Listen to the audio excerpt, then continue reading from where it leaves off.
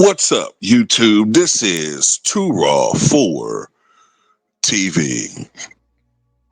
All right, so according to some reports out there, I mean, there's still a lot of free agents left out there on the table. You still have, I mean, they're not the marquee guys anymore, at least, but you still got Chris Paul, you got Russell Westbrook out there. Of course, you have Dame Lillard, who's been waived by the Bucks, and you still have Al Horford. Okay, now Al Horford's not the player that he once was. I think he's like 37 now, maybe.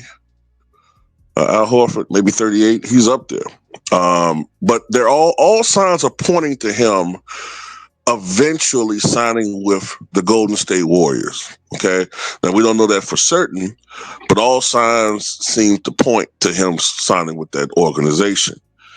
Now, if he does sign with that team, they're going to be, I believe, from looking at the projected roster, I think they're going to be the oldest team in the NBA. Because, Al Horford is, like I said, 37 or 38. He may even be older than that. I've lost track. I know he's in his late 30s. Jimmy Butler's like 36. Steph Curry is like 37.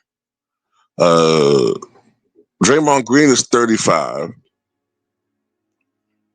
They got some other guys who are in their 30s. It's an older team.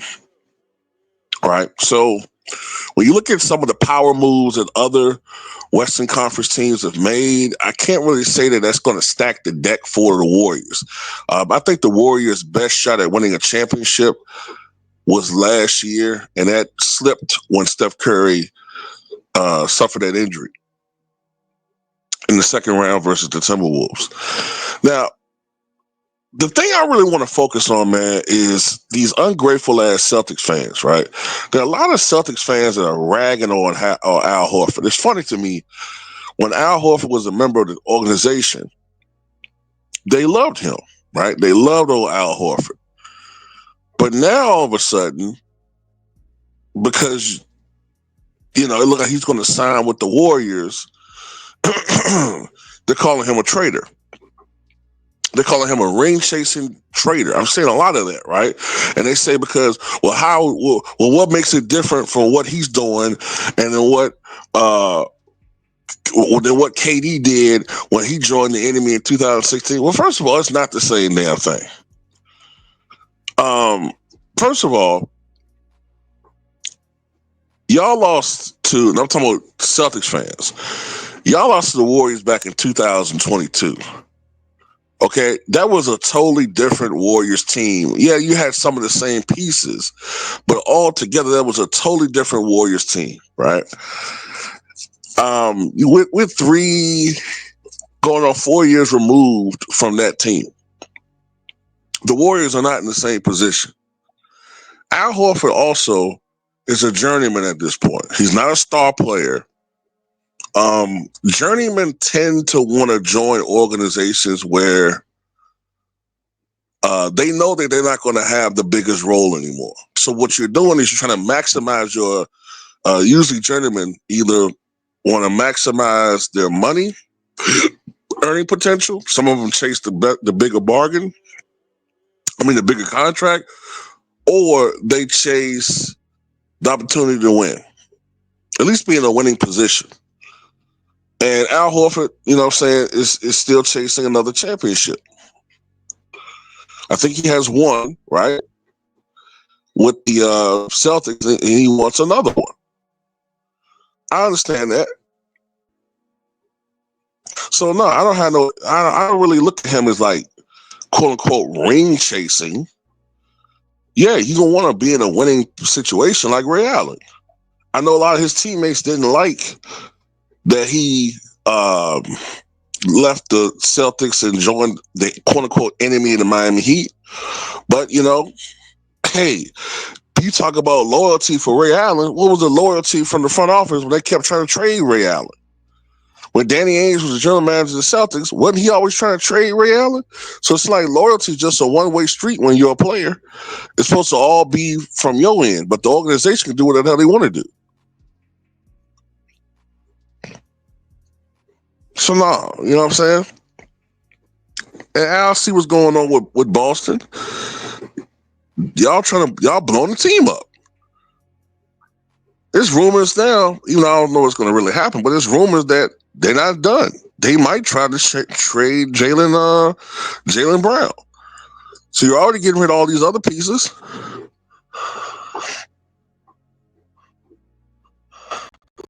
So you try to win.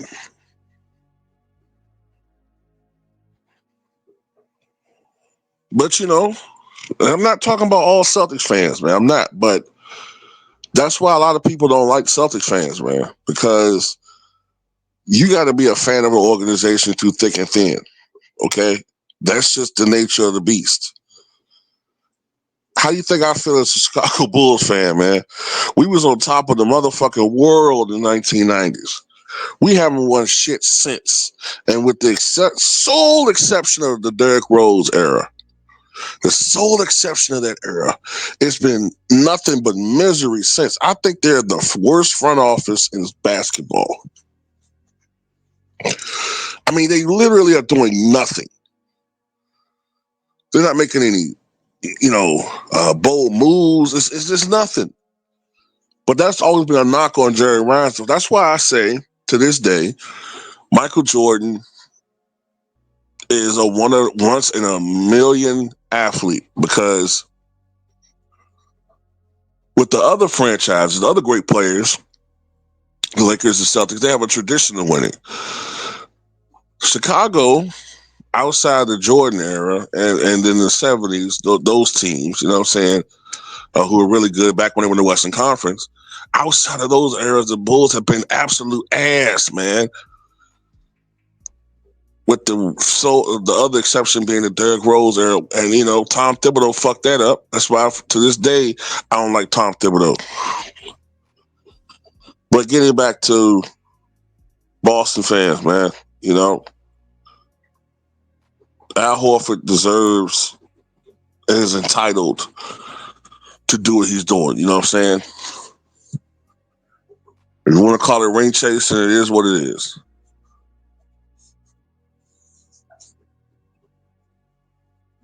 I mean, it ain't blatant ring chasing. He just want an opportunity. Nobody's going to say going into next season that the Warriors are the number one favorite to win a title. Well, that's all I got to say about it. Tell me what you guys think.